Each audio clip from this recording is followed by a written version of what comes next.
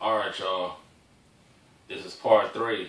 So, we're going to wrap up this episode. I hope in a sense seemed like, or maybe I was just sitting here rambling about things, but everything has a meaning and a purpose, and there's a reason behind everything. So,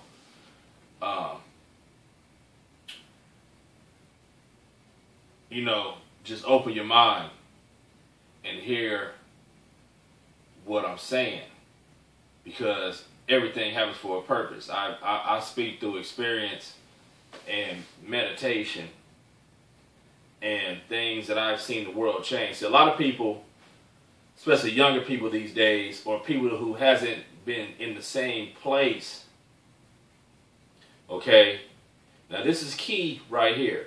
People that haven't been living in the same place for a long length of time, doing the same thing, would not be able to understand and contrast as much as somebody who has about things that has changed in the world around them. And I'm not speaking about through watching the news or television, because the news nowadays is just a scare motherfucker. It's all negative.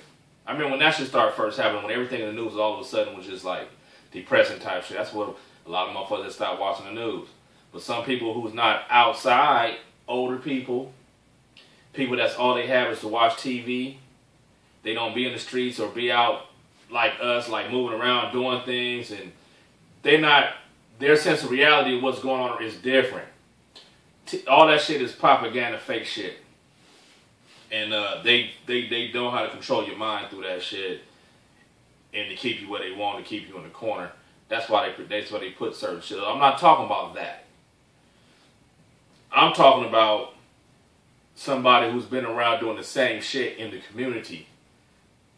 You know what I mean? In the same area for 20 years. Couldn't understand what I'm saying. Anybody can understand what I'm saying, but I'm saying like more so can be somebody to speak on it, like me. And what I'm saying is the world has changed around me, around us. And I pinpoint why.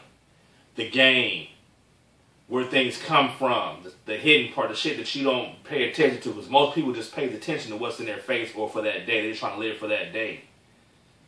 And they're mesmerized and about, they don't know the shit behind shit, or what shit comes from, how it's created, what they don't understand the bigger dynamics of things. You know what I mean? Person like me sitting here and breaks that shit down to the models, be digging deep, far, in every lane and far. I go to the beginning of civilization, the beginning of mankind with my knowledge. I done dug that far back. You know what I mean? So, me sitting here